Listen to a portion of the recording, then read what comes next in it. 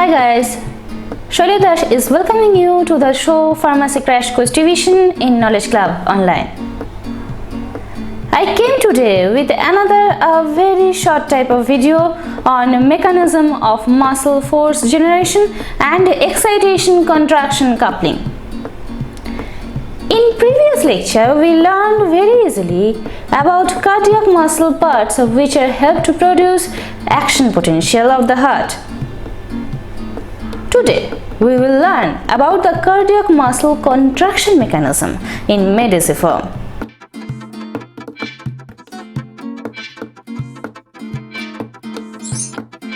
First, we have to know the mechanism of force generation sliding filament model for cross-bridge cycle. This model explains muscle contraction by the sliding of thick and thin filaments over one another. This model best explains the changes that occur in the bands and the zones when a muscle contracts. First step is the binding of myosin to actin. The myosin head is in its high energy conformation. In this form, the myosin head is bound to ADP and Pi and binds to an actin subunit in the adjacent thin filament. Second step is power stroke. The binding of the myosin head to actin causes the release of ADP and Pi. During this release, the energy contained in the high energy form is released as the myosin head pivots towards the middle of the sarcomere and pulls the stressed actin filaments with it.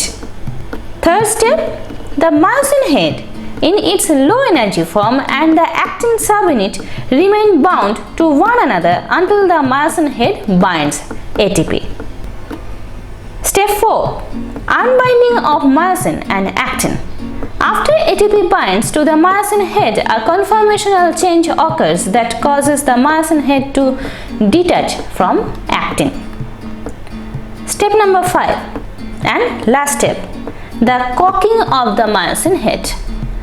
The ATP is soon hydrolyzed by the ATPase associated with the myosin head, and the energy that is released forces the myosin head into its high energy conformation from where the cycle can repeat itself. So, the smooth contraction of the muscle results from the fact that the cross bridge going through the cycle are in different stages of the cycle.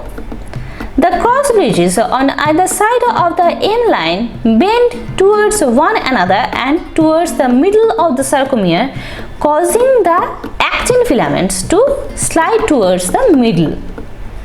This results in the sarcomere getting shorter.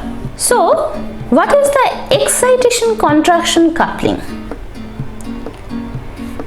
Excitation contraction coupling refers to the sequence of events that link the action potential generated in a muscle cell by the motor neuron to contraction. What is the role of the neuromuscular junction? Each muscle fiber is innervated by only one motor neuron.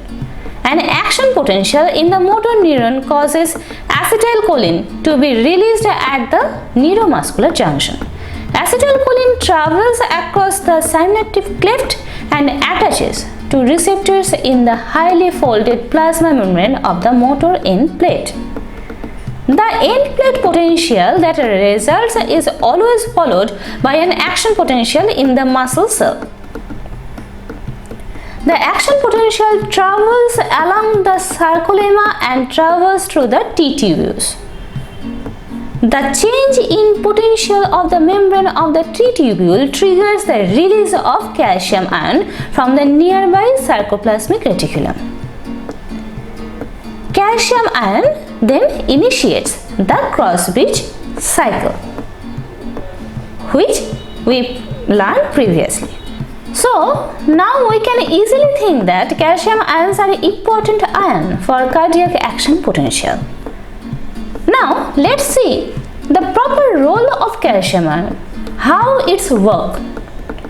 The calcium concentration in the sarcoplasmic reticulum is high due to the presence of calcium ion pumps, Ca2+ pumps, Ca2+ channels opens to allow calcium ion to rush into the cytosol and initiates the cross-bridge cycle.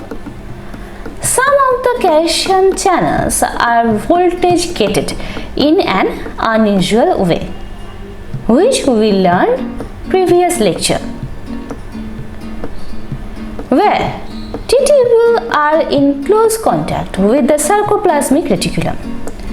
The calcium channels are linked to proteins in the membrane of the T-tubule.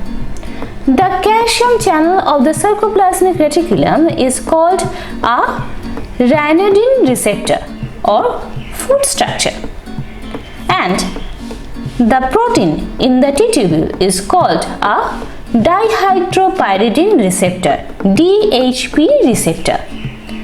A depolarization in the membrane of the T-tubule causes the DHP receptor to open the calcium channel of the ryanodine receptor.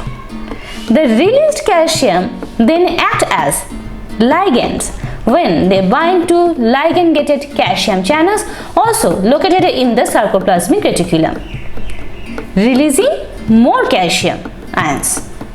When cytosolic calcium increases, it binds to the troponin complex, which undergoes a change in shape that causes tropomyosin to shift and expose actin binding sites.